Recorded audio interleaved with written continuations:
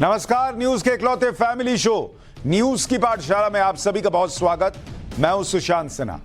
ये वो पाठशाला जहां सबकी क्लास लगती है। और आज कौन कौन सी क्लास लगेगी और किस किस की क्लास लगेगी पाठशाला में, पहले आपको वो बता देता हूं। अमेरिका से लौटते ही प्रधानमंत्री मोदी ने 2024 का एजेंडा कैसे सेट कर दिया, आज इसका चैप्टर है। राहुल, ममता, अखिलेश, पीएम मोदी ने सबकी क्लास लगा दी। मोदी का बड़ा बयान, मुसलमान हो जाएं सावधान।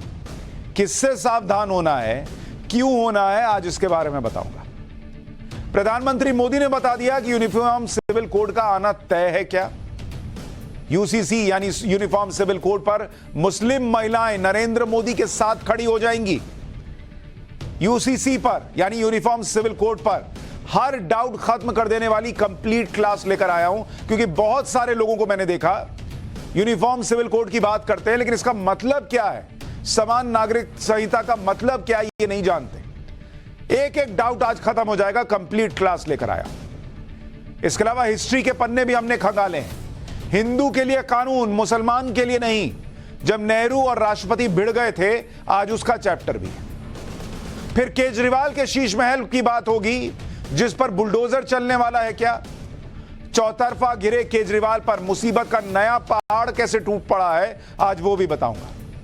वो जांच जो शीश महल गिराएगी, केजरीवाल को जेल पहुंचाएगी, क्या आज उस जांच के बारे में बताऊंगा। और आखिर में ना गोली चली ना कोई मरा, पुतिन के बगावत कंट्रोल करने की सीक्रेट स्टोरी आपके सामने रखूंगा। पुतिन को पुतिन के दोस्त से मरवाने का प्लान किसका निकला, यह भी बताऊंगा। और फैक्ट चेक की क्लास में पहलवानों के समर्थन में केजरीवाल ने इस्तीफे का ऐलान कर दिया है। क्या लेकिन आज की पाठशाला शुरू करने से पहले दिन भर की बड़ी खबरों का रिवीजन, उसके बाद पहली क्लास।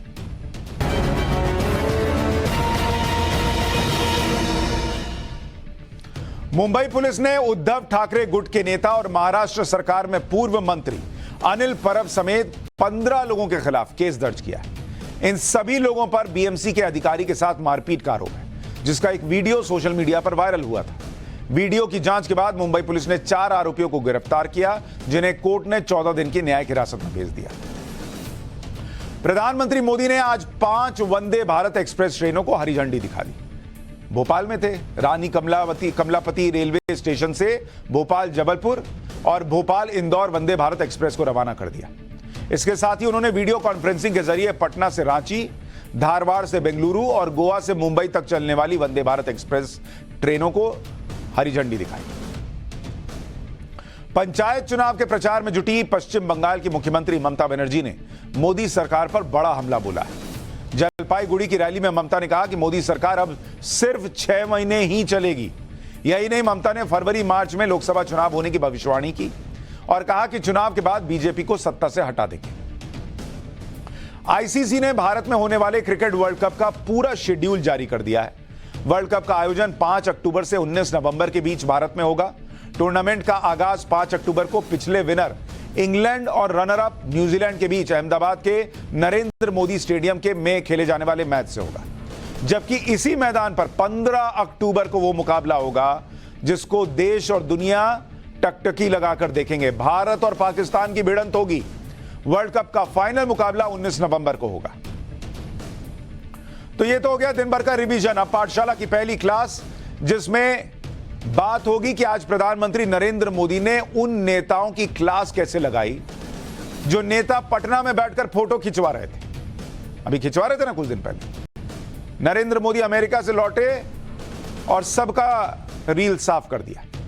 2024 में नरेंद्र मोदी को हटाने का प्लान जो लोग बना रहे थे, उनकी क्लास कैसे लगी। अमेरिका से लौटते ही पीएम मोदी ने इन सब की क्लास लगाई और 2024 का एजेंडा कैसे सेट किया, आज उसके बारे में बात होगी। और फिर यूनिफॉर्म सिविल कोड पर वो कंप्लीट क्लास लेकर आया हूं जो आज देश देखेगा, और अगर मुस्लिम महिलाएं देखेंगी तो नरेंद्र मोदी के साथ खड़ी हो जाएगी।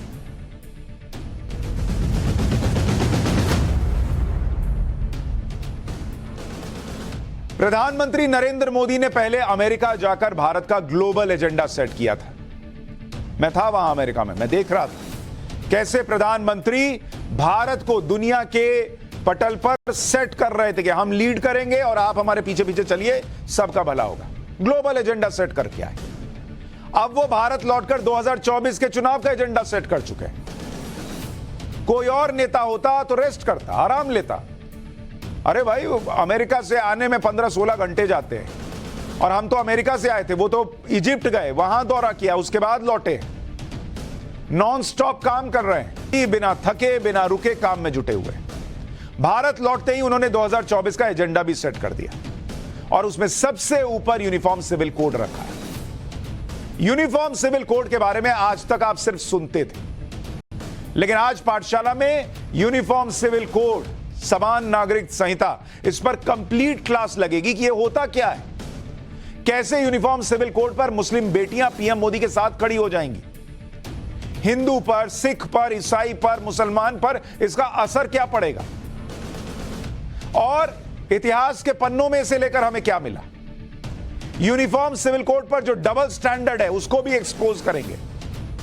लेकिन पहले आप देखिए कि कैसे पीएम मोदी ने उन नेताओं की क्लास लगाई जो नेता नरेंद्र मोदी को 2024 में हटाने की प्लानिंग करने के लिए पटना गए थे। जब पीएम अमेरिका में थे, ये लोग पटना में फोटो खिंचवाने रहे थे, लेकिन अमेरिका से वापस आते ही इन सभी नेताओं को पीएम मोदी ने आज रियलिटी टेस्ट करा दिया, और 2024 के लिए जनता को एक गारंटी भी दी। पहले प्रधानमंत्री की ये बातें सुनिए, फिर आगे की बात।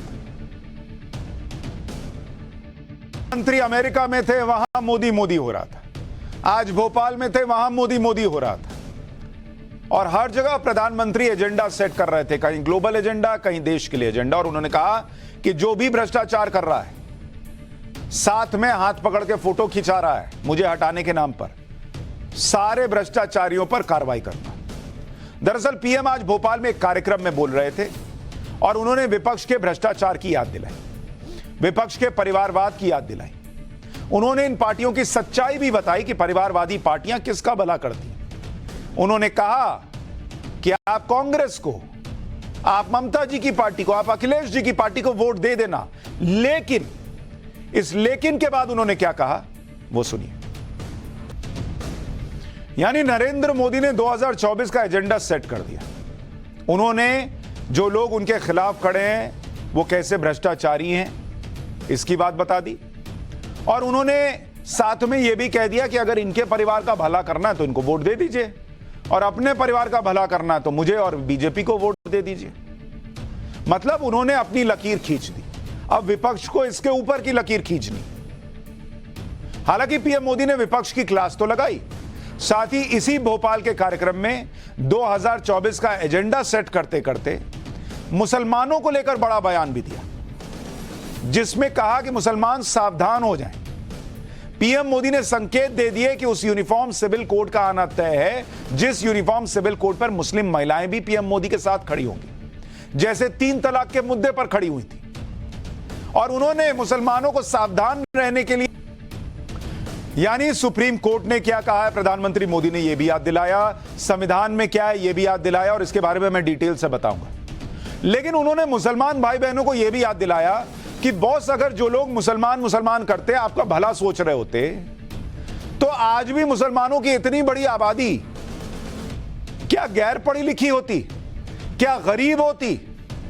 मैंने पाठशाला में आपको बताया था पसमानदा मुसलमान किस बुरी हालत में, और सारी मलाई जो है वो मुसलमानों में जो अशराफ हैं वो खाए जा रहे हैं।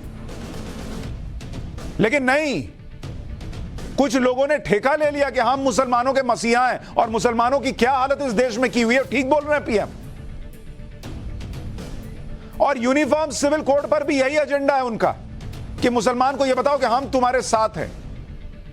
यूनिफॉर्म सिविल कोड को लेकर पीएम मोदी ने जो बात कही है, उसे लेकर आप सबसे पहले यह समझिए कि जब से बीजेपी बनी है तब से उसके 3 प्रमुख वादे रहे।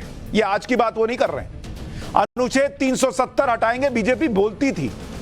राम मंदिर बनाएंगे, उन्होंने वादा किया था। और तीसरा बड़ा मुद्दा जो बीजेपी हमेशा कहती थी वो था समान नागरिक संहिता लेकर आएंगे। इनमें से 2 वादे डन हो चुके, नरेंद्र मोदी ने पूरे कर दिए। अनुच्छेद 370 गया, लोग चिल्लाते रहे, छाती पीटते रहे, गया, अब नहीं आएगा लौटकर। राम मंदिर, राम को काल्पनिक कैरेक्टर बता दिया गया था। ऐसे वकील तय किए गए कि कम से कम कोर्ट में जिरह ढंग से हुई, और केस जीतने के बाद राम मंदिर बन रहा है। और अब समान नागरिक संहिता की बारी है, ऐसा लग रहा है, क्योंकि यह बीजेपी का पुराना वादा है। समान नागरिक संहिता में वैसे तो बहुत सारे मुद्दे हैं, लेकिन इसमें सबसे बड़ा मुद्दा यह है कि मुस्लिम पर्सनल लॉ में बहुविवाह की इजाजत है, यानी एक मुस्लिम पुरुष 4 शादियां कर सकता है। निकाह हलाला जैसे रिवाज जिन्हें कुप्रथा माना जाता है, वो मुस्लिम पर्सनल लॉ के मुताबिक वैध हैं। इसी तरह से तलाक बिद्दत, यानी 3 तलाक एक बार में बोल दिया और काम खत्म हो गया, यह भी चल रहा था, जिसमें मुस्लिम पुरुष एक बार में 3 बार तलाक बोलकर शादी तोड़ देते थे। और मुस्लिम पुरुष को सिर्फ 4 महीने 10 दिन तक, जिसे इद्दत बोलते हैं, इस वक्त तक का गुजारा भत्ता, जो कि एक मामूली रकम होती थी, वो लड़की को देनी पड़ती थी। मात्र 4 महीने 10 दिन की रकम देकर हो गया तलाक। उसके बाद वो क्या करेगी? लेकिन नहीं, मुस्लिम पर्सनल लॉ के नाम पर चल रहा था और चल रहा है। गुजारे भत्ते के मामले में शाबानो केस में सुप्रीम कोर्ट ने बड़ा फैसला सुनाया था, लेकिन तब की कांग्रेस सरकार, राजीव गांधी की सरकार, मुसलमानों के दबाव में झुक गई और तुष्टीकरण के लिए सुप्रीम कोर्ट के फैसले को खारिज करके नया कानून लेकर आई। सुप्रीम कोर्ट ने अधिकार देने का प्रयास किया था, लेकिन नहीं, मुस्लिम तुष्टीकरण के नाम पर मुस्लिम महिलाओं के साथ सबसे बड़ा अत्याचार हुआ था। लेकिन दूसरी तरफ आप देखिए कि मोदी सरकार के दौरान जब 3 तलाक जैसा मुद्दा सुप्रीम कोर्ट के सामने आया, तो सुप्रीम कोर्ट में खुलकर मोदी सरकार ने मुस्लिम बेटियों का साथ दिया। और इसलिए आज पीएम मोदी गिना रहे हैं कि आप खुद से पूछिए ना बॉस, मुस्लिम महिलाएं, मुस्लिम बेटियां पूछें कि आपको 3 तलाक से बचाने वाला आपके साथ है, या आपको मुआवजा मिल सके, ये सुप्रीम कोर्ट से फैसला आने के बाद उस फैसले को पलटने के लिए कानून ला देने वाले आपके साथ थे। ये पूछ रहे हैं प्रधानमंत्री मोदी। और जब सुप्रीम कोर्ट ने 3 तलाक को असंवैधानिक बताया, तो फिर मोदी सरकार ने 3 तलाक पर मुस्लिम बेटियों को न्याय देने के लिए 2019 में कानून बना दिया था। पीएम मोदी जब 3 तलाक को खत्म करने वाला कानून लेकर आए थे, तभी से कहा जा रहा था कि अब समान नागरिक संहिता की तरफ सरकार बढ़ रही है। क्योंकि आप देखिए कि समान नागरिक संहिता से जो जुड़े हुए मामले हैं, उनको लेकर एक कानूनी लड़ाई भी चल रही है। सुप्रीम कोर्ट से 3 तलाक तो खत्म हो गया, लेकिन 2 मुद्दे ऐसे हैं जिन पर सुप्रीम कोर्ट में सुनवाई चल रही है, और ये 2 मुद्दे हैं जिन पर अभी मामला चल ही रहा है सुप्रीम कोर्ट के अंदर। वो 2 मुद्दे हैं, एक है बहुविवाह, मतलब एक से ज्यादा शादी, और दूसरा मामला है निकाह हलाला, मतलब अगर किसी लड़की ने किसी और लड़के का तलाक हो गया और लड़की को फिर उससे शादी करनी, तो वो डायरेक्ट शादी नहीं हो सकती तलाक के बाद, बीच में हलाला होता है, यानी किसी और से शादी होती है, किसी और के साथ संबंध बनते हैं, और उसके बाद आप फिर से जो है वो शादी कर सकते हैं पहले वाले के साथ। ये 2 मुद्दे जो हैं, ये अभी भी जो है बड़ा प्रश्न खड़ा कर रहे हैं और कोर्ट में। इसलिए यूनिफॉर्म सिविल कोड की बात होती रही है, जिसका मतलब है कि देश के सभी नागरिकों के लिए एक जैसा कानून हो, चाहे वो किसी भी धर्म का हो, पंथ का हो, संप्रदाय का हो, जाति का हो, सब एक कानून के दायरे में आए। यूसीसी यानी यूनिफॉर्म सिविल कोड को समझने के लिए पहले आपको देश के मौजूदा कानून के बारे में जानना होगा। बॉस, देश में 2 तरह के कानून हैं जिनके बारे में आप जानिए। पहले देश में 2 तरह के कानून हैं जो कि इस वक्त मौजूद हैं। एक जिसको आप कहते हैं क्रिमिनल लॉज, क्रिमिनल लॉज, और दूसरा है सिविल लॉज, सिविल लॉज। ये 2 तरह के कानून इस वक्त देश में मौजूद हैं। अब आपको यह समझना चाहिए कि ये दोनों लॉ किन परिस्थितियों में इस्तेमाल होते हैं और किस किस पर लागू होते हैं। जो क्रिमिनल लॉ है, यह कानून अपराध करने पर लागू होता है। मान लीजिए किसी का मर्डर कर दिया, किसी के यहां चोरी कर ली, किसी के यहां डकैती कर ली, और यह सभी धर्मों के लिए एक समान है। आप हिंदू चोर हैं, मुसलमान चोरी कर रहा है, सिख चोरी कर रहा है, ईसाई चोरी कर रहा है, बौद्ध चोरी कर रहा है, कोई फर्क नहीं पड़ता, सबके लिए एक कानून है। यहां मुस्लिम पर्सनल लॉ नहीं है। अपराधी किसी भी धर्म या जाति का हो, उसे वही सजा मिलेगी जो कानून में होगी, सीआरपीसी के तहत मिलेगी, आईपीसी के तहत मिलेगी। इसमें पीड़ित के पक्ष से राज्य कानूनी लड़ाई लड़ता है। दूसरा है सिविल लॉज, गैर आपराधिक और व्यक्तिगत मामलों के निपटारे के लिए यह कानून है। इसमें कानूनी लड़ाई की जिम्मेदारी संबंधित व्यक्तियों पर होती है कि आपको खुद अपना केस लड़ना है। सिविल लॉ के तहत संपत्ति का मामला आता है, पारिवारिक विवाद आता है, सेटलमेंट का मामला आता है, कॉन्ट्रैक्ट के विवाद आते हैं। ये सारी चीजें जो हैं वो सिविल लॉ में आती हैं। वैसे तो सिविल लॉज में मोटे तौर पर सभी के लिए एक जैसा कानून लागू होता है, लेकिन जब परिवार से जुड़े मामले आते हैं तो इसमें सबके लिए एक जैसा कानून नहीं लागू होता। जैसे शादी, तलाक, उत्तराधिकार और संपत्ति का मामला, इसमें सब पर एक जैसा कानून नहीं लागू होता और इसीलिए यूनिफॉर्म सिविल कोड की बात हो रही है कि इन चारों मामलों में भी सबके लिए एक जैसा कानून हो। इस तरह के पर्सनल मामले में सबके लिए एक जैसा कानून फिलहाल नहीं है। जैसे कि अगर आपको मैं उदाहरण दूं, हिंदू हो, सिख हो, जैन हो, बौद्ध धर्म के लोग हो, ये एक से ज्यादा शादी नहीं कर सकते। बिना तलाक दिए दूसरी शादी करना अपराध है और 10 साल की सजा हो सकती है। जबकि मुसलमानों में एक पुरुष बिना तलाक दिए 4 शादी कर सकता है। हिंदू में, सिख में, जैन में, बौद्ध धर्म में लड़कियों की शादी की उम्र जो है वो 18 साल के बाद मानी गई है लीगल। उससे पहले शादी करेगी लड़की तो गैर कानूनी है। मुस्लिम पर्सनल लॉ के मुताबिक मुसलमान लड़की 15 साल की उम्र के होने के बाद शादी कर सकती है। हिंदू, सिख, जैन, बौद्ध धर्म की महिलाएं तलाक के बाद कोर्ट जाकर गुजारा भत्ता मांग सकती हैं। मुस्लिम पर्सनल लॉ में तलाक के बाद इद्दत यानी 4 महीने 10 दिन तक महिला को गुजारा भत्ता मिलता है। उसके बाद कोई स्पष्ट प्रावधान नहीं है। अगर हिंदू पुरुष दूसरे धर्म की महिला से शादी करता है तो उस महिला से पैदा हुई संतान को भी संपत्ति में अधिकार मिलता है। अगर कोई ईसाई पुरुष गैर ईसाई महिला से शादी करता है तो संतान को संपत्ति में अधिकार नहीं मिलता। यह ईसाइयों के लिए एक अलग व्यवस्था है। तो अगर यूनिफॉर्म सिविल कोड आएगा तो ईसाइयों पर भी प्रभाव पड़ेगा कि अगर ईसाई व्यक्ति गैर ईसाई महिला से शादी करता है और उससे बच्चा होता है तो उसको संपत्ति में अधिकार देना होगा। लेकिन ईसाइयों में कोई हाय तौबा नहीं मची है यूसीसी को लेकर। अच्छा, हिंदू धर्म में पति पत्नी तलाक के बाद फिर से आपस में शादी करना चाहें तो कर सकते हैं। इस्लाम में तलाक के बाद आपस में निकाह करने के लिए महिला का हलाला जरूरी होता है, जो मैं अभी आपको बता रहा था। इसी तरह आप संपत्ति के मामले में देखेंगे तो आपको दिखेगा कि कितना मुस्लिम महिलाओं के साथ अत्याचार है अगर यूनिफॉर्म सिविल कोड नहीं आता। मुस्लिम पर्सनल लॉ में उत्तराधिकार और संपत्ति के अधिकार बताए गए। मुस्लिम पर्सनल लॉ में बेटे की तुलना में बेटी को आधा हिस्सा मिलता है। यानी अगर बेटे को 1000 रुपए मिल रहे हैं संपत्ति में से तो बेटी को 500 ही रुपए मिलेंगे। यूनिफॉर्म सिविल कोड आएगा तो दोनों को 1000 मिलेंगे। पति के मौत के बाद पत्नी को संपत्ति का 6वां हिस्सा मिलता है। 6ठा हिस्सा। आप सोचिए, पति मर गया, पत्नी को बच्चे संभालने हैं, पत्नी को सब कुछ अपनी जिंदगी आगे देखनी है, उसको पति की संपत्ति का 6ठा हिस्सा मिलेगा, बाकी पति के रिश्तेदारों को जाता है। जबकि हिंदू उत्तराधिकार अधिनियम 1956 के मुताबिक पति की संपत्ति पर बेटा, बेटी और पत्नी सभी का बराबर अधिकार होता है। और अगर यूनिफॉर्म सिविल कोड आया तो मुस्लिम महिलाओं को भी यह बराबर का अधिकार मिलेगा। लेकिन नहीं, कुछ लोग हंगामा कर रहे हैं। इसके बारे में आपको और बताऊंगा। यह यूसीसी का विरोध करने वालों का डबल स्टैंडर्ड भी एक्सपोज करूंगा। लेकिन पहले आपको थोड़ा इतिहास में लेकर चलता हूं ताकि आपको पता चल सके कि यूनिफॉर्म सिविल कोड की बात आई कहां से।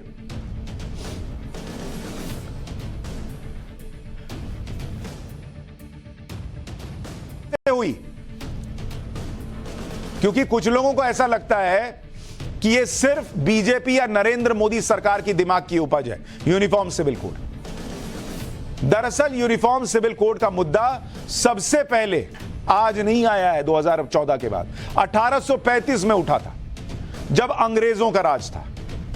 1835 में ब्रिटिश सरकार ने एक रिपोर्ट पेश की। इसमें क्राइम, एविडेंस और कॉन्ट्रैक्ट्स को लेकर देश भर में एक समान कानून बनाने की बात कही गई। 1840 में इसे लागू भी कर दिया गया, लेकिन धर्म के आधार पर हिंदुओं और मुसलमानों के पर्सनल लॉ को इससे अलग रख दिया गया। बस यहीं से यूनिफॉर्म सिविल कोड की मांग की जाने लगी, लेकिन मुस्लिम समुदाय इसके लिए तैयार तब भी नहीं थी। इसके बाद 1941 में BN राव कमेटी बनी, जिसमें यूसीसी की जगह हिंदुओं के लिए कॉमन सिविल कोड की बात की गई। मतलब मुसलमानों को साइड कर दिया गया, कहा गया हिंदुओं के लिए यूसीसी ले आइए, एक तरीके का कोड ले आइए। आजादी के बाद हो भी गया।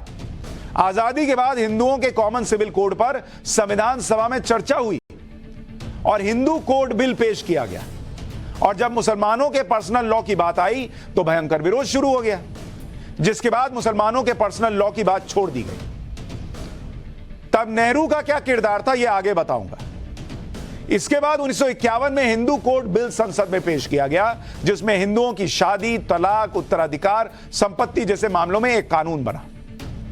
क्योंकि हिंदुओं के अंदर भी अलग अलग व्यवस्थाएं थी, तो उसको एक कर दिया गया। और कमोवेश बाकियों का भी यही हिसाब बैठा। बौद्ध धर्म में भी कमोवेश हिंदू कोड बिल जैसा ही मामला है, दूसरों का यही मामला है, सिखों का यही मामला है। हिंदू कोड बिल उस वक्त तो पास नहीं हो सका था, लेकिन इसी के आधार पर 1956 तक आते आते हिंदुओं के लिए 4 अलग अलग एक्ट बना दिए गए। आप यह भी समझिए कि भारत में हिंदुओं और अन्य धर्मों से जुड़े पर्सनल कानून संसद से पास हुए और उनमें समय समय पर संशोधन होता रहा। लेकिन मुसलमानों के मामले में ऐसा नहीं है। जैसे हिंदुओं से जुड़े कानूनों में एक है Hindu marriage act 1955, Hindu succession act 1956, उत्तराधिकारी कौन होगा, किसको क्या मिलेगा, यह सब इसमें है। Hindu minority and guardianship act 1956, Hindu adoptions and maintenance act 1956। इन सब में समय समय पर फेरबदल हुआ है। जबकि आप देखिए कि भारत में मुसलमानों के लिए जो इस्लामिक कानून पास हुआ वो अंग्रेजों के जमाने में हुआ और फिर कोई छेड़छाड़ नहीं हो सकी उसमें। मुस्लिम पर्सनल लॉ शरीयत एप्लीकेशन एक्ट 1937 में पारित हुआ, जब अंग्रेजों का राज था। इस कानून में भी मेहर के अधिकार, शादी की उम्र, तलाक की प्रक्रिया, बच्चे की कस्टडी, संपत्ति में महिलाओं के अधिकार पर चीजें स्पष्ट ही नहीं थी। जबकि वक्त के साथ मुस्लिम पर्सनल लॉ में बदलाव की जरूरत है। लेकिन ना बॉस, देश हो गया आजाद। 80 करोड़ हिंदुओं वाले देश में हिंदुओं के लिए कानून भी बन गया, उसमें संशोधन भी हो गया। लेकिन मुस्लिम संगठन यह कहकर विरोध करते हैं कि ना ना, आप शरिया कानून नहीं छू सकते, मुस्लिम पर्सनल लॉ नहीं छू सकते, क्योंकि उनके मुताबिक मुस्लिम के लिए शरीयत है और वो इसी के मुताबिक चलेंगे। अब पर्सनल लॉ को लेकर इस तरह का धर्म के आधार पर फर्क आप इस तरह से समझिए कि जब 1955 में हिंदू मैरिज एक्ट बना था तो उसके बाद कोई भी हिंदू सिर्फ एक शादी कर सकता है और बिना तलाक दिए दूसरा विवाह करता है तो उस पर आईपीसी 494 लग जाता है। हिंदू ने अगर बिना तलाक दिए दूसरी शादी कर ली तो आईपीसी की धारा 494 के तहत उस पर केस चलता है और 7 साल की सजा हो सकती है किसी भी हिंदू पर।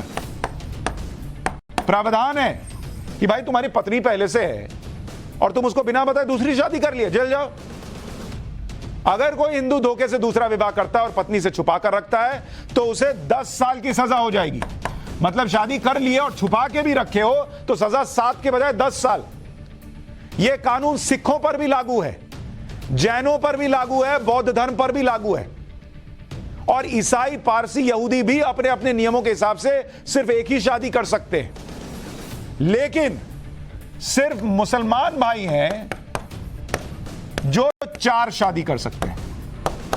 अच्छा, बहुत सारे मुस्लिम भाई ये कहते हैं, कई बार मैंने डिबेट वगैरह की तो कई लोग आते हैं तो कहते हैं आज की डेट में 4 शादी करता कौन है। अरे तो नहीं करते हैं तो आने दीजिए ना मुस्लिम पर्सनल लॉ, ये यूनिफॉर्म सिविल कोड। फिर ईगो का प्रश्न बना के बैठेंगे जब 4 शादी नहीं करते। और पुरुष 4 शादी कर सकते हैं, महिलाएं तो नहीं कर सकती अगर बराबरी है तो। इस पर आईपीसी की जो धारा है, आईपीसी 494, 7 साल की सजा का, वो होगा ही नहीं। 1 करो, 2 करो, 3 करो, 4 करो, कोई सजा नहीं हो रही। यूनिफॉर्म सिविल कोड को जब भी लागू करने की बात आती है तो मुस्लिम धर्मगुरु, मुस्लिम नेता विरोध शुरू कर देते हैं और ये तर्क दिए जाते हैं कि जब एक समान कानून लागू हो जाएगा तो मुस्लिम पर्सनल लॉ खत्म हो जाएगा या उसमें बड़े पैमाने पर बदलाव किए जाएंगे। इस्लाम में शादी, तलाक, पैतृक संपत्ति में अधिकार से जुड़ी जो प्रैक्टिस है वो खत्म हो जाएंगी और इससे मुसलमानों की पहचान खतरे में पड़ जाएगी। यूसीसी लागू हुआ तो धार्मिक स्वतंत्रता का उल्लंघन होगा। हिंदू पर्सनल लॉ के प्रावधान ही सभी धर्मों पर थोप दिए जाएंगे। ये बोलते हैं हर बार, ओवैसी यही बात कह रहे हैं। एक बार ओवैसी साहब को सुनिए, फिर मैं जरा यूसीसी पर जो डबल स्टैंडर्ड चलता है इस देश में वो आपके सामने एक्सपोज करूंगा। यूनिफॉर्म सिविल कोड की जब बात प्रधानमंत्री कर रहे हैं, वो यूनिफॉर्म सिविल कोड की नहीं बात कर रहे, वो हिंदू सिविल कोड की बात कर रहे हैं। पूरे जो इस्लामिक रेफरेंसेस है प्रैक्टिसेस के, उसको वो इलीगल ट्रीट करेंगे और पूरे हिंदू प्रैक्टिसेस को प्रधानमंत्री अंडर द लॉ प्रोटेक्ट कर लेंगे। मकसद क्या है कि टारगेट करो भारत के मुसलमानों को, उनको ह्यूमिलेट करो। आप यूनिफॉर्मिटी इक्वालिटी को मानते नहीं। टारगेट करो मुसलमानों को, अभी ये लाइन पकड़ के रखिएगा, ये दाहिनी वाली जेब में डाल लीजिए। और ये भाई साहब संविधान बहुत चिल्लाते हैं, तो संविधान भी अभी आपको बताऊंगा, वो संविधान वाली बात बाईं जेब में रखिए, दोनों अभी निकालिएगा। और इनको मुसलमानों पर अत्याचार दिखता है और मुस्लिम बहनों पे नहीं दिखता है कि आप 4 शादी कर रहे हैं। उस बहन पे क्या बीतती होगी जिसका शौहर 4 शादी कर रहा है? उस लड़की पर क्या बीतती होगी जिसके पिता के संपत्ति में उसको जो है भाई को मिलेगा जितना उसका आधा मिलेगा, पत्नी को छठा हिस्सा मिलेगा। क्यों भाई, क्यों नहीं मिलेगा उसको पूरा हिस्सा? हिंदू हो, मुस्लिम हो, सिख हो, ईसाई हो, लड़की काहे कम हो जाएगी भाई? और जो लोग यूनिफॉर्म सिविल कोड का विरोध कर रहे हैं, उनका पहले डबल स्टैंडर्ड देखिए। उन्हें भारत में तो इस्लामिक देशों के हिसाब से शरिया जैसा कानून चाहिए, लेकिन सिर्फ पर्सनल मामलों में, शादी करने के मामलों में, संपत्ति के मामले में। और जब क्रिमिनल मामलों की बात आती है तो वो कहते हैं उन पर बाकी भारतीयों की तरह ही सीआरपीसी और आईपीसी लागू हो, तब मुसलमान पे अत्याचार नहीं होता सीआरपीसी आईपीसी में। जबकि खरी बात तो यह है कि जब पर्सनल लॉ शरीयत के मुताबिक चाहते हो तो फिर इस्लामिक देशों के वो कानून भी खुद पर लागू करने को कहो जो क्रिमिनल कानून मामलों में वहां पर किए जाते हैं। जैसे अफगानिस्तान में अगर एडल्ट्री करते हैं आप, किसी के साथ यौन शोषण करते हैं आप, तो कोड़े मारे जाते हैं, कोड़े, चमड़ी उधेड़ देते हैं। चोरी करने वालों के हाथ काट दिए जाते हैं। काहे नहीं बोलते कि ये सीआरपीसी आईपीसी हटाओ, जो मुसलमान चोरी करता है उसके हाथ काट दो, तब शरीयत खतरे में नहीं पड़ती, तब मुसलमान खतरे में नहीं आता, कोड़े खाने में दिक्कत लगती है। सऊदी अरब में ड्रग्स की तस्करी की सजा मौत है, ऐसे अपराधियों के सिर काट दिए जाते हैं, तब कानून याद नहीं आता, शरीयत कानून। इंडोनेशिया में जुआ खेलने, शराब पीने, समलैंगिक संबंधों या एडल्ट्री पर कोड़े मारने की सजा है, तब तो सीआरपीसी पसंद आता है, तब तो वही कानून पसंद आता है जो हिंदुओं पे चलना चाहिए। इसी तरह कतर में शराब पीने पर कोड़े मारे जाते हैं। जहां कोड़े पड़ने की बात है, जहां हाथ कटने की बात है, जहां गला कटने की बात है, वहां नहीं, हम हिंदू, मुस्लिम, सिख, ईसाई सब पर एक कानून चलेगा। और जहां 4 शादी करनी है, जहां लड़की को अधिकार नहीं देना है, जहां हलाला करना है, वहां नहीं, अरे कैसे, हमारा अपना कानून है, आप कैसे छुएंगे बॉस? ये है डबल स्टैंडर्ड। आप ये भी समझिए कि जिस यूनिफॉर्म सिविल कोड के मुद्दे पर विरोध की इतनी राजनीति की जा रही है, वो मुद्दा आज का नहीं है। इस पे तो चर्चा तब से चल रही है जब संविधान बन रहा था। और मैंने आपको कहा था ना, बाईं जेब में संविधान वाला मामला रखिए। ओवैसी साहब हर दूसरे बात पर संविधान बोलते हैं। संविधान में क्या है सुनिए और क्या हुआ था। संविधान सभा की बैठकों में भी यूनिफॉर्म सिविल कोड पर बहस हुई थी और इसके इतिहास के बारे में जानिए। 23 नवंबर 1948 के दिन संविधान सभा ने, जो संविधान बनाने के लिए बैठ रही थी, उसने यूनिफॉर्म सिविल कोड पर बहस शुरू की। संविधान सभा के मुस्लिम सदस्यों मोहम्मद इस्माइल, नजीरुद्दीन अहमद, महबूब अली बेग ने यूसीसी का विरोध किया। मुस्लिम समुदाय ने कहा कि यूनिफॉर्म सिविल कोड को लागू करना अत्याचार होगा, जैसे आज ओवैसी कह रहे हैं। सरकार को किसी भी समुदाय के पर्सनल लॉ में दखल देने का अधिकार नहीं है, ये गिनाने लगे। मुस्लिम सदस्यों ने कहा कि जब अंग्रेजों ने पर्सनल लॉ में बदलाव नहीं किया तो आजाद भारत में ऐसा क्यों हो रहा है? अरे अंग्रेजों ने तो बहुत कुछ नहीं किया था, लेकिन आजाद भारत में हो रहा था ना। लेकिन नहीं, तब अंग्रेज याद आ गए। संविधान सभा के मुस्लिम सदस्यों के इस बयान पर बाबा साहेब डॉक्टर भीमराव अंबेडकर ने, जिनकी फोटो आपने देखा होगा शाहीन बाग में लगाई गई थी, जिनकी फोटो अंबेडकर साहब, ओवैसी साहब कहते नहीं थकते, उन्होंने क्या कहा था आपको सुनना चाहिए। बाबा साहब भीमराव अंबेडकर ने यूनिफॉर्म सिविल कोड का समर्थन करते हुए कहा था कि 1935 तक नॉर्थ वेस्ट फ्रंटियर प्रोविंस में कोई शरिया नहीं था, वहां के लोग हिंदू कानूनों का ही पालन करते थे। यह अंबेडकर बता रहे थे वहां संविधान सभा में। 1939 में ब्रिटिश सरकार ने वहां के मुसलमानों के लिए शरिया कानून लागू किया था। यानी पहले हिंदू कानून चल रहा था, सब एक जैसा हिसाब चल रहा था, लेकिन अंग्रेजों ने लागू कर दिया वहां पर, तो अब सबको यूनिफॉर्म सिविल कोड की जगह मुस्लिम में पर्सनल लॉ चाहिए। इसी बहस के दौरान संविधान सभा के सदस्य के.एम. मुंशी ने कहा कि हिंदुओं में भी अलग अलग धार्मिक कानून हैं, क्या सभी हिंदू अपने अलग अलग कानून बना लें? यह सिर्फ अल्पसंख्यकों की बात नहीं है, इसका असर बहुसंख्यकों पर भी पड़ेगा। हमें पर्सनल लॉ से ऊपर उठकर सोचना होगा। हिंदुओं ने तो सोच लिया, कानून बन गया, लेकिन तब से लेकर आज तक कोई मुस्लिम पर्सनल लॉ को नहीं छुपाया।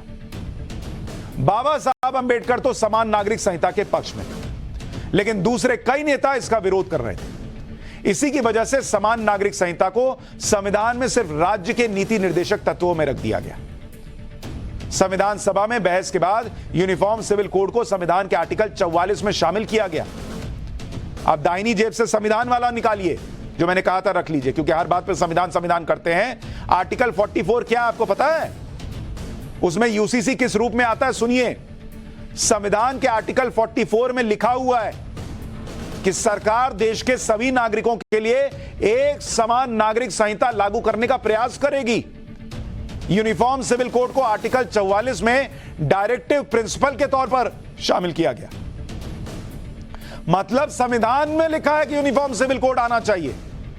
अब संविधान नहीं दिखता, अब संविधान की बातें नहीं दिखती, वरना हर बात पे संविधान लहरा देने वाले लोग हैं ये। संविधान सभा में बहुत से महत्वपूर्ण मुद्दों पर बहस हुई थी। कई ऐसे मुद्दे थे जिन पर सबकी सहमति नहीं बन पाई थी, लेकिन ये मुद्दे इतने इंपॉर्टेंट थे, जरूरी थे कि उन्हें छोड़ा नहीं जा सकता था। इसलिए इन मुद्दों को संविधान में एक स्पेशल लिस्ट बनाकर डाल दिया गया और यह तय किया गया कि आने वाले समय में देश की संसद इन मुद्दों पर फिर से चर्चा करके इन्हें लागू करेगी। इसी को डायरेक्टिव प्रिंसिपल कहते हैं, यानी नीति निर्देशक तत्व। संविधान के भाग 4 में आर्टिकल 36 से लेकर आर्टिकल 51 तक नीति निर्देशक तत्व शामिल किए गए कि ये लिस्ट बना दी कि इस पर बाद में कर लीजिएगा, ये जरूरी चीज है, छोड़ मत दीजिएगा। ये नीति निर्देशक तत्व है। इसमें आर्थिक, राजनीतिक, कानूनी, सामाजिक सब्जेक्ट शामिल हैं। यानी इन विषयों पर सरकार सुझाव या चर्चा के बाद कानून बना सकती है। लेकिन 70 साल से ज्यादा हो गए यूनिफॉर्म सिविल कोड जो इसी नीति निर्देशक तत्वों में शामिल है, उसके बारे में जो संविधान में कहा गया कि सभी नागरिकों के लिए समान नागरिक संहिता लागू करने का प्रयास सरकार करेगी, वो 70 साल में नहीं हो पाया। और कैसे होता? अगर लागू कर देते तो मुसलमानों का तुष्टीकरण कैसे होता? मुसलमान नहीं पढ़ेगा, चलेगा। मुसलमान की बेटियों को न्याय नहीं मिलेगा, चलेगा। मुसलमान गरीब रह जाएगा, चलेगा। लेकिन मुसलमान वोट नहीं देगा, ये नहीं चलेगा बॉस। और इसीलिए 70 साल में किसी ने मुसलमान को नहीं समझाया कि तुम्हारा फायदा भी इसी में, मुस्लिम बेटियों का फायदा इसमें। आजादी के वक्त अपनी अपनी राजनीति की वजह से समान नागरिक संहिता लागू नहीं हो सकी। उस वक्त यूनिफॉर्म सिविल कोड को लेकर भारत के नेताओं में दो सोच चल रही थी। एक सोच अंबेडकर वाली थी कि यह पर्सनल लॉ को एक बार में हटाइए, ना हिंदू का पर्सनल लॉ चलेगा, ना मुसलमान का चलेगा, किसी का नहीं चलेगा, सबके लिए समान कानून हो। यह अंबेडकर चाहते थे, उनके साथ कुछ और लोग। दूसरी सोच नेहरू वाली थी, जिन्हें यह लगता था कि उस वक्त के माहौल में मुसलमानों के पर्सनल लॉ में कोई दखल नहीं देना चाहिए। नेहरू का मानना था कि संविधान में इस तरह के प्रावधान करने चाहिए कि मुसलमानों में सुरक्षा की भावना पैदा हो। क्यों बॉस? सब बराबरी में लाने पर, सबको बराबरी में रखने पर मुसलमान क्यों असुरक्षित महसूस करेगा? यही तो भावना खत्म करनी थी। लेकिन नेहरू साहब वहां भी घुस गए और इसीलिए मुस्लिम पर्सनल लॉ में कोई दखल नहीं दिया गया। जबकि आजादी के तुरंत बाद हिंदुओं के लिए हिंदू कोड बिल लाया गया।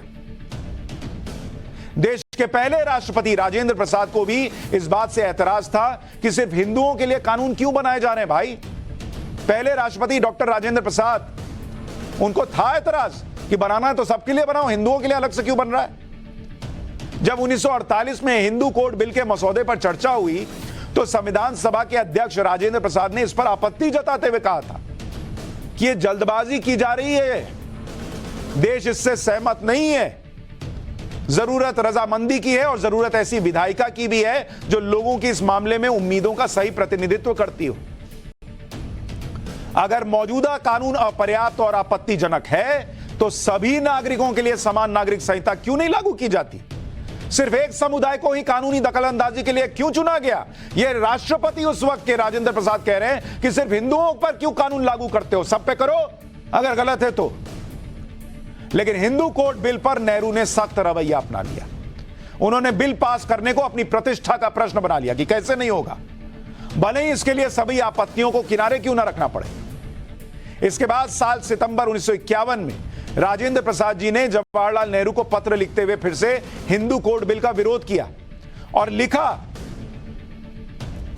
कि अगर जो प्रावधान किए जा रहे हैं वो ज्यादातर लोगों के लिए फायदेमंद और लाभकारी हैं तो सिर्फ एक समुदाय के लोगों के लिए क्यों लाए जा रहे हैं? बाकी समुदाय इसके लाभ से क्यों वंचित रहे? वो बिल को मंजूरी देने से पहले उसे मेरिट पर भी परखेंगे। भाई उनका सिंपल लॉजिक था, अगर अच्छा काम कर रहे हैं हिंदुओं के लिए, इससे हिंदू का फायदा होगा तो मुसलमान को क्यों छोड़ रहे हैं? मुसलमान को भी दीजिए ना फायदा। वो कह रहे थे नेहरू साहब से।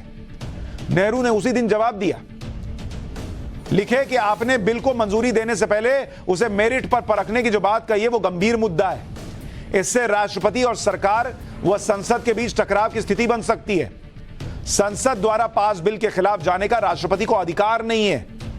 मतलब वो राष्ट्रपति जो कह रहे हैं उसको सुनने को तैयार नहीं थे, कह रहे हैं अरे भैया इससे तो विवाद खड़ा हो जाएगा, आपके पास अधिकार ही नहीं है। डॉक्टर प्रसाद ने इस पर नेहरू को जवाबी पत्र लिखा, संविधान के तहत राष्ट्रपति को मिली शक्तियां गिनाई, साथ ही यह भी कहा कि वो मामले में टकराव की स्थिति नहीं लाना चाहते। यानी डॉक्टर राजेंद्र प्रसाद चाहते थे कि हिंदू मुसलमान न हो, लेकिन हिंदू मुसलमान तब भी कौन कर रहा था यह इतिहास के पन्नों में दर्ज है। यहां पर आपको यह भी बताता हूं कि दुनिया के कई देश हैं जहां यूनिफॉर्म सिविल कोड लागू है। ऐसा नहीं है कि दुनिया में जहां जहां मुसलमान रहता है वहां उसका शरिया लॉ चलता है। सिविल कोड की शुरुआत रोम से हुई थी। रोम के शासकों ने लागू लोगों के लिए सिविल कोड बनाया था। साल 527 में रोम के शासक जस्टिनियन ने सबसे पहले सिविल कोड लागू किया। साल 1804 में फ्रांस में सिविल कोड लागू हो चुका, जिसे नेपोलियन सिविल कोड भी कहते हैं। फ्रांस के सिविल कोड में संपत्ति, उत्तराधिकार, वसीयत जैसे विषयों को शामिल किया गया है। अमेरिका जो विविधता के मामले में भारत जैसा है, अमेरिका में राज्यों के पास अपने अपने हिसाब से कानून बनाने का अधिकार है, लेकिन अमेरिका में कुछ जरूरी मामलों में पूरे देश में एक कानून लागू होता है। अमेरिका में सुरक्षा, टैक्स, प्रॉपर्टी और धार्मिक मामलों पर एक कानून है जो पूरे देश पर लागू होता है। वहां तो कोई विरोध नहीं होता। लेकिन नहीं, इंडिया में जहां एजेंडा यह बनाया जाता है कि मुसलमान खतरे में है, वहां एक कानून देश के लिए लागू होने की बात कर दीजिए तो हंगामा हो जाता है। यूनिफॉर्म सिविल कोड का विरोध करने वालों को यह भी देखना चाहिए कि भारत के गोवा में ही यूनिफॉर्म सिविल कोड पहले से लागू है। गोवा का भारत में विलय 1961 में हुआ था। उस समय गोवा में पुर्तगालियों का सिविल कोड लागू था। 1962 में संसद ने पुर्तगालियों के सिविल कोड को बदलाव के साथ गोवा पर लागू कर दिया। इसके बाद गोवा में सभी के लिए शादी, तलाक और उत्तराधिकार का एक ही कानून है। गोवा में किसी भी समुदाय के लोगों को कई शादियां करने का अधिकार नहीं है, मुसलमान भी नहीं कर सकता, पर गोवा में चल रहा है। इंडिया में नहीं आना चाहिए बॉस। गोवा में माता पिता बच्चों को अपनी संपत्ति से पूरी तरह बेदखल नहीं कर सकते। माता पिता की आधी संपत्ति पर बच्चों का अधिकार होता ही होता है। लेकिन नहीं, यहां जैसे होगा, कुछ लोग पंप करेंगे और कुछ लोग खड़े हो जाएंगे। लेकिन ये इतनी विस्तृत जानकारी आपको इसलिए दी कि आज मुसलमान भाई और मुसलमान बहनें खास तौर पर सोचें और समझें कि क्या 4 शादियों में आपका भला है? क्या संपत्ति में लड़कियों को कम अधिकार मिलना जायज है? क्या पति की संपत्ति में पत्नी को कम अधिकार मिलना जायज है? आज के इस युग में क्या हलाला जैसी व्यवस्था जायज है? क्या मुस्लिम महिलाओं को यह स्वीकार है? इन प्रश्नों पर विचार कीजिएगा। लेकिन पाठशाला में अब अरविंद केजरीवाल का चैप्टर। चौतरफा गिरे केजरीवाल पर कौन सी मुसीबतों का नया पहाड़ टूटा है? क्या केजरीवाल के शीश महल पर बुलडोजर चलने वाला है? क्या शीश महल की जांच केजरीवाल का शीश महल गिरवाएगी और केजरीवाल को जेल पहुंचाएगी? अब इसका चैप्टर।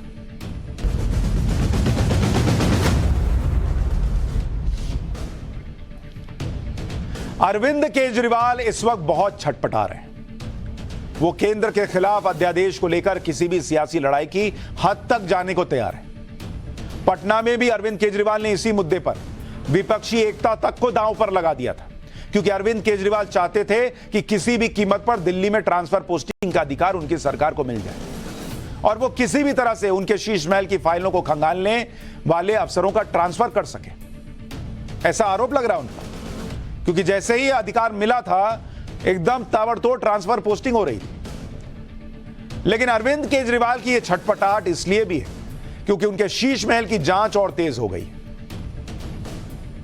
अब सीएजी यानी controller and auditor general of India, आप सुनते हैं ना, सीएजी की रिपोर्ट आई, उसमें ये निकला वो निकला, वही सीएजी अरविंद केजरीवाल के शीश महल का स्पेशल ऑडिट करेगा। इस ऑडिट में शीश महल के निर्माण के दौरान हुई अनियमितताओं को देखा जाएगा। केंद्रीय गृह मंत्रालय की सिफारिश के बाद ही सीएजी ने केजरीवाल के शीश महल के स्पेशल ऑडिट का फैसला लिया है। और भैया सीएजी तो जमीन के नीचे से खोद के निकाल लेती है। दिल्ली के एलजी ने 24 मई 2023 को गृह मंत्रालय को एक चिट्ठी लिखी थी, जिसमें शीश महल के निर्माण के दौरान वित्तीय गड़बड़ी की बात कही गई थी। उसी का संज्ञान लेते हुए अब सीएजी स्पेशल ऑडिट करने जा रही है शीश महल का। केजरीवाल के शीश महल की जांच पहले से ही जारी है। फिर सीएजी के ऑडिट से क्या निकलेगा? आपके मन में आ रहा होगा ना कि फिर सीएजी ऑडिट करेगी तो क्या निकल आएगा? बताता हूं। दरअसल कैग यानी सीएजी एक ऑडिट करने वाली संवैधानिक संस्था है।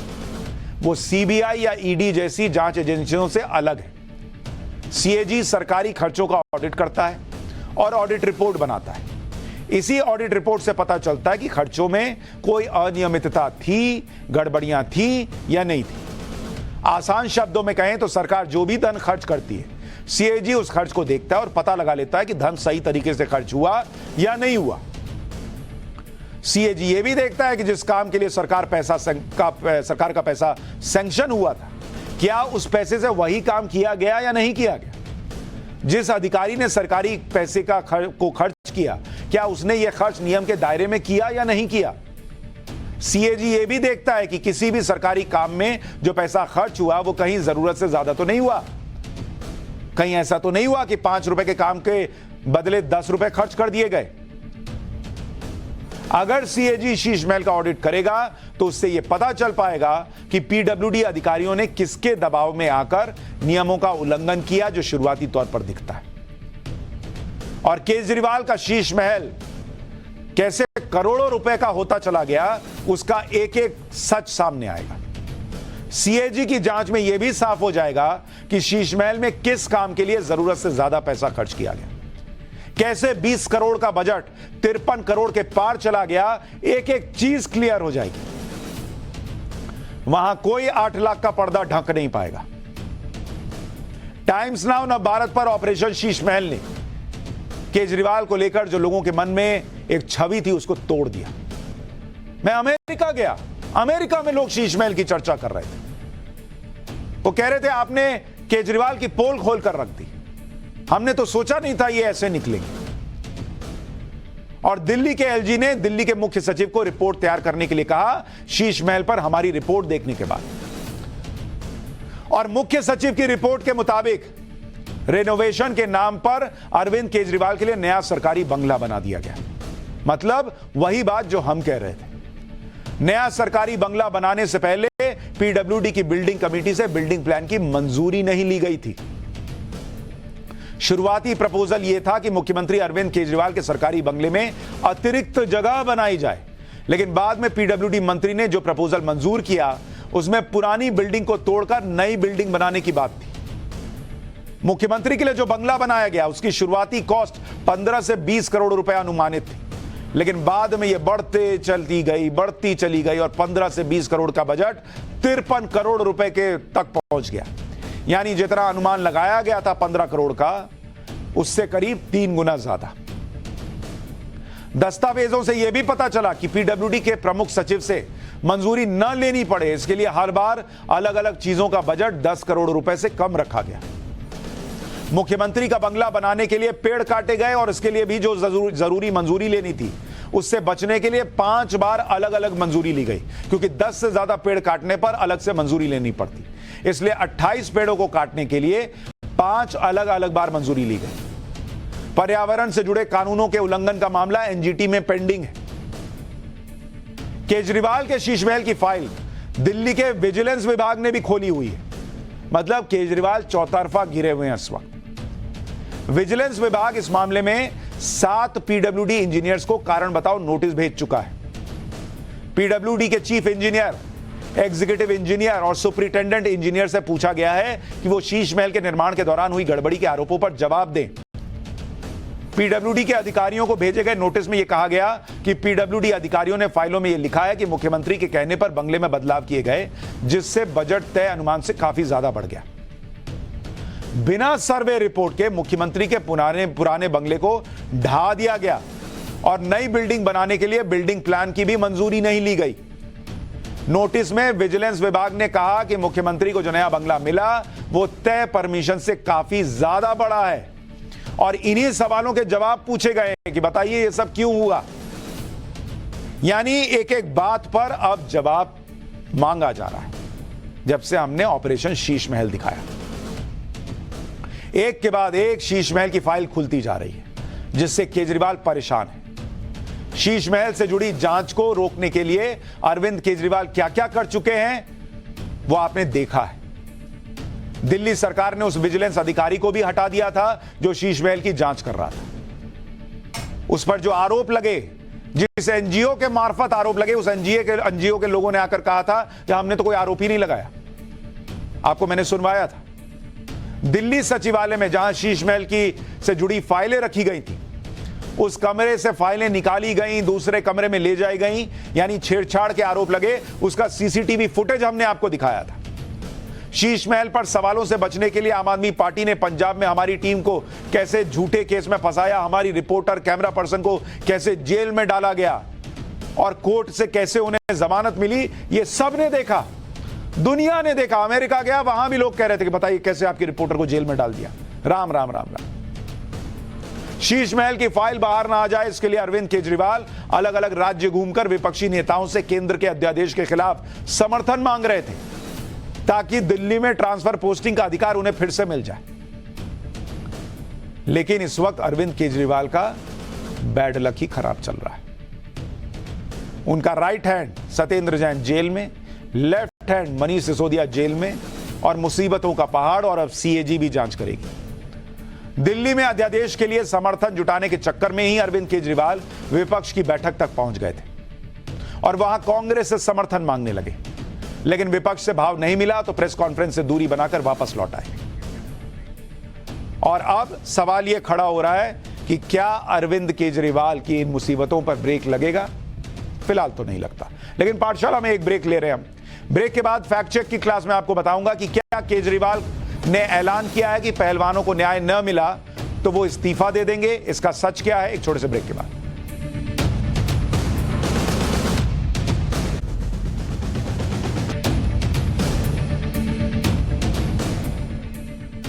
पाठशाला में अब फैक्ट चेक की क्लास। दिल्ली के जंतर मंतर पर पहलवानों का प्रदर्शन अब खत्म हो गया है, लेकिन पहलवानों के प्रदर्शन से जुड़ा एक मैसेज दिल्ली के मुख्यमंत्री केजरीवाल की तस्वीर के साथ वायरल हो रहा है। इस तस्वीर को शेयर कर दावा किया जा रहा है कि पहलवानों के समर्थन में केजरीवाल मुख्यमंत्री पद से इस्तीफा दे देंगे। फिर भी अगर सरकार नहीं मानी तो वो देश छोड़कर भी जा सकते हैं। ऐसा एक पोस्ट वायरल किया जा रहा है। केजरीवाल की तस्वीर के जरिए जो दावा किया जा रहा था वो बहुत बड़ा था, इसलिए हमने इसका फैक्ट चेक किया। जांच में केजरीवाल की तस्वीर तो सही निकली। इस तस्वीर में वो जंतर मंतर पर धरना दे रहे पहलवानों से मिलने पहुंचे थे, लेकिन इस तस्वीर के साथ जो दावा किया जा रहा है कि केजरीवाल इस्तीफा दे देंगे, नहीं तो देश छोड़कर चले जाएंगे, ये दावा पूरी तरह गलत निकला। मुख्यमंत्री केजरीवाल ने पहलवानों के समर्थन में इस तरह का कोई ऐलान नहीं किया है।